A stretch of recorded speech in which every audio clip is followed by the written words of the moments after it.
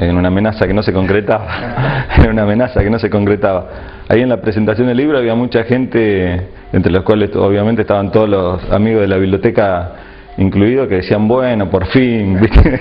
Porque era una amenaza, que ya, qué sé yo, 15 años atrás, sabían que uno estaba trabajando en eso, así que, sí, este año fue un berrinche que dije, bueno, ahora me lo prometí, y bueno, sobre el filo ya de fin de año, ¿no? Una fecha que ya no era muy apropiada, lo logramos, digamos, y está editado, ¿no? No, bueno, esta historia de Viernes Escardula creo que viene para la generación al menos mía, y desde ahí los más grandes, los padres nuestros lo trataron o lo vieron, digamos, Viernes Escardula, porque era un ciudadano más de acá, ¿no? De Venado Tuerto.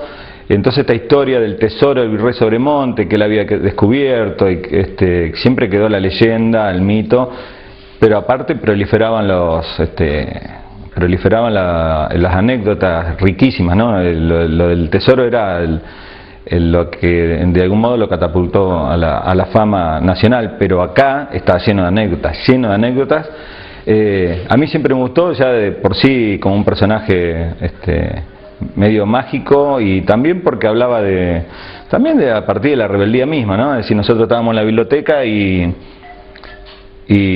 obviamente que, como corresponde a esa edad, éramos muy rebeldes, y cuando vos hablabas fuera de Venado Tuerto, te decían los pagos de Marco Ciani. Y yo me acuerdo que había escrito también, porque me había gustado el personaje, había empezado a hacer reportajes a gente que lo había conocido, bueno, de los pagos de Viernes Escardula, en primer lugar, como mostrando la cara menos honrosa de Venado Tuerto.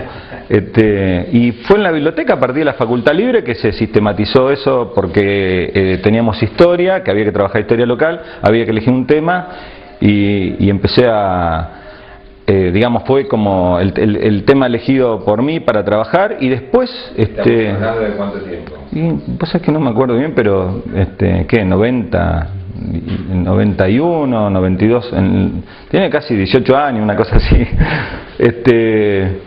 Y después ya me fui, me lo tomé cada vez más. Es decir, cuando iba viendo que había una novela, ya fui a Capital Federal, me encerré en la biblioteca. En ese momento no estaba digitalizado, no sé ahora, los grandes diarios, así que tuve que grabar con un grabadorcito. Me quedé un par de días dentro de la biblioteca leyendo en voz alta desde que apareció Viernes Escardula en los diarios nacionales hasta que desapareció. Fotocopié todo lo que podía fotocopiar. Alguna vez fuimos inclusive en la biblioteca del Congreso me traje hasta las actas de las sesiones, donde no me acuerdo si era Palacios, lo tengo por ahí, que nombraba a Escardula como un evento sospechoso del gobierno en ese momento, de Nacional. Y después fuimos hasta San Luis, bueno, que con vos también fuimos, y estuvimos buscando, fuimos por otra cosa, pero también sirvió para ir detrás de los pasos de Escardula. Fuimos a la casa donde él vivía, la última casa que vivió, que nos atendió una señora que no sé quién era, y fuimos a la hemeroteca de ese diario, porque estábamos detrás tratando de conseguir los 24, creo que eran 24 artículos que escribió Memorias de un hombre llamado Viernes, que estaba muy bien escrito, que no era de él solo, había un periodista reconocido que se ve que lo escribía junto con él, lo descubrió allá y hizo un trabajo algo mejor, parecido a lo que hicimos acá después nosotros. Y bueno, no lo pudimos encontrar porque hasta había un interés en la Cámara, en la Dirección Nacional del Libro, en editar esos trabajos. Bueno, la cuestión que cuando vos ves todo eso, decías, acá hay una novela, y falta que alguien la enhebre, ¿no? Y vos veías que tenías componentes riquísimos. En esa época, si hoy se manipula la información, en esa época, imagínate, en el 38, con diarios o como por ejemplo el mismo Crítica, que son diarios también amarillistas, que tendían al gran consumidor, Pero era la aparición, ¿no?, del periodismo amarillo. Y acá en Argentina sí, otra leyenda ahí se mezcla, que es Botana, que llegó a editar 300.000 ejemplares diarios, y por primera vez llegaba a todo el país un diario. O sea, de algún modo eso era el gran medio de comunicación de pronto, porque más no había televisión. El gran medio de comunicación que unificaba el país de pronto era el diario el que de algún modo redescubrió y potenció la figura del Canillita, bueno, con todo lo que traía, bueno, un personaje impresionante.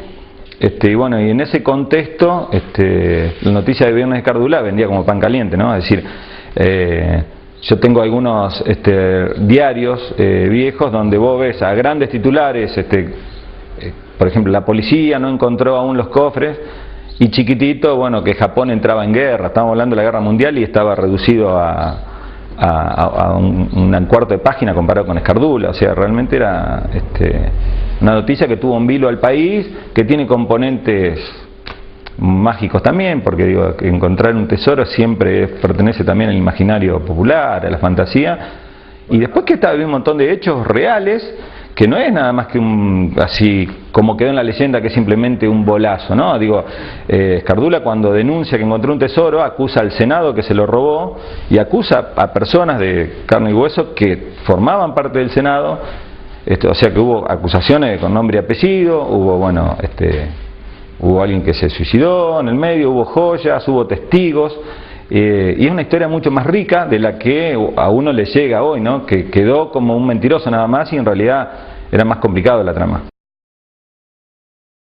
Bueno, sí, en esa época, ¿no? El hombre que hacía llover, que había patentado la máquina, creo, en el Ministerio de Agricultura, el tipo, en una época que aparecían esos personajes era posible. Tenía patentada la máquina que hacía llover y después, y había otro que había descubierto la máquina del movimiento continuo, que está mencionado ahí, una cosa que no paraba más, que también fue otra fantasía. Bueno, aparecían este tipo de personajes. Bueno, estamos hablando de la década infame, de unos fraudes electorales impresionantes, justamente la sensación de una realidad asfixiante y no ver por ninguna parte un lugar de salida. Sí, digamos, bueno, quedó como una de las, quizás, a lo mejor creo que del menemismo se va a hablar más o menos así, pero en ese momento quedó como la peor década de Argentina, ¿no? Bueno, y ya te digo, muy rudimentario, digamos. El gran medio de comunicación era el diario Crítica y algunos diarios, con lo cual era muy manipulable todo, ¿no? Y con mucha libertad. Por el diario Crítica habían pasado Roberto Ar, Borges, probablemente después en algunos casos, y realmente los tipos en un ambiente de creatividad que no hacía falta que sea la realidad la que estaban, es decir, y por ahí inventaban, creaban, como muchas veces pasa, digo hoy, tranquilamente se puede hacer un paralelo, y creo que hoy es más escandaloso que en aquella época, que me parece hoy, ¿no?